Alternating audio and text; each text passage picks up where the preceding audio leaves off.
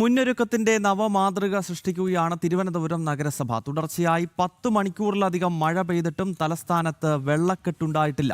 ശനിയാഴ്ച രാത്രി 7 മണിക്ക് ആരംഭിച്ച മഴ പുലർച്ചയോളം പെയ്തിട്ടും ഓടകൾ നിറഞ്ഞു പൊങ്ങാത്തതിന് കാരണവും കൃത്യമായ പ്ലാനിംഗ് തന്നെയാണ് എന്നതിൽ സംശയമില്ല.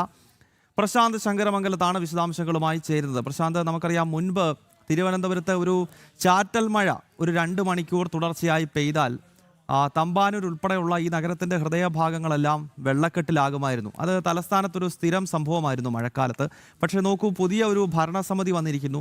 ഇപ്പോൾ കേരളത്തിൽ ഒട്ടാകെ പ്രളയക്കെടുതിയാണ്. അതിശക്തമായ മഴ തലസ്ഥാനത്തും പെയ്തു, പക്ഷേ ഇവിടെ വെള്ളക്കെട്ടുകളില്ല. കാര്യങ്ങൾ ശാന്തമാണ് തിരുവനന്തപുരത്ത്.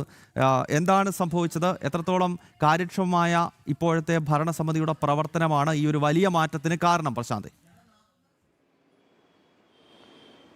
ഗൗതം, നമുക്കറിയാം തിരുവനന്തപുരം നഗരത്തിൻ്റെ ഒരു മുൻകാല ചരിത്രം അറിയാം. ഏറ്റവും എടുത്തു പറയേണ്ടത് തമ്പാനൂർ പോലെയുള്ള താഴ്ന്ന പ്രദേശങ്ങളിലാണ്. ഒരു ചെറിയ മഴ, ഒരു 10 മിനിറ്റ് മഴ പെയ്താൽ പോലും തമ്പാനൂർ വെള്ളക്കെട്ടാവുന്ന ഒരു സാഹചര്യമാണ് നേരത്തെ ഉണ്ടായിരുന്നത്. കഴിഞ്ഞ കുറേ നാളുകൾക്ക് മുമ്പ് അങ്ങനെയാണ് ഉണ്ടായത്. എന്നാൽ നമുക്കറിയാം കഴിഞ്ഞ ദിവസം പെയ്ത മഴ, തുടർന്നിങ്ങോട്ടുണ്ടായ ശക്തമായ മഴയാണ് കഴിഞ്ഞ ആഴ്ചകളിലെല്ലാം തിരുവനന്തപുരം നഗരത്തിൻ്റെ വിവിധ ഭാഗങ്ങളിൽ പെയ്തത്. അതോടൊപ്പം തന്നെ കഴിഞ്ഞ ശനിയാഴ്ച രാത്രി 7 മണി മുതൽ പുലർച്ചെ വരെ നീണ്ടു നിൽക്കുന്ന ശക്തമായ മഴ തിരുവനന്തപുരത്ത് നഗരം കേന്ദ്രീകരിച്ചുണ്ടായിരുന്നു, നഗരപ്രദേശങ്ങളിലുണ്ടായിരുന്നു.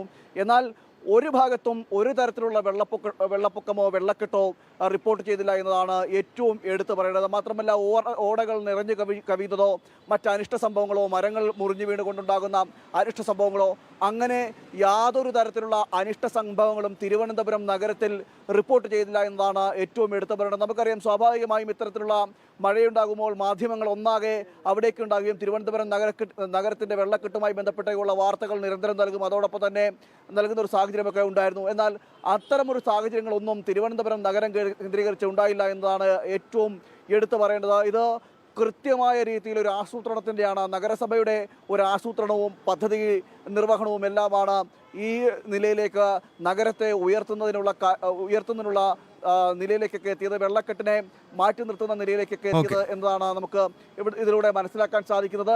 അതായത് കൃത്യമായ രീതിയിൽ ഓടകൾ അതിൻ്റെ യഥാസമയങ്ങളിൽ ഓടകളെല്ലാം വൃത്തിയാക്കി, അതോടൊപ്പം തന്നെ നീരൊഴുക്ക് പോകുന്നതിനുള്ള മാർഗ്ഗങ്ങൾ സ്വീകരിച്ചു. മറ്റ് പുഴകളിലേക്ക് അടക്കം നീരൊഴുക്ക് പോകുന്നതും താഴ്ന്ന പ്രദേശങ്ങളായിട്ടുള്ള തമ്പാനൂരും കിഴക്കേക്കോട്ടയും അടക്കമുള്ള പ്രദേശങ്ങൾ അവിടെയെല്ലാം മുൻകൂട്ടി തന്നെ കാലകൂട്ടി തന്നെ മാൻഹോളുകൾ അടക്കമുള്ളവ നവീകരിക്കുന്നതിനുള്ള നടപടികൾ പൂർത്തിയാക്കി.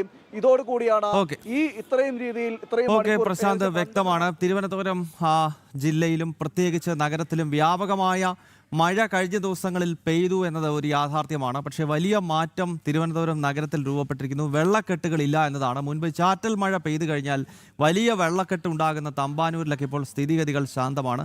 ഇക്കാര്യമാണ് പ്രശാന്ത് ശങ്കരമംഗലത്ത് റിപ്പോർട്ട് ചെയ്തത്.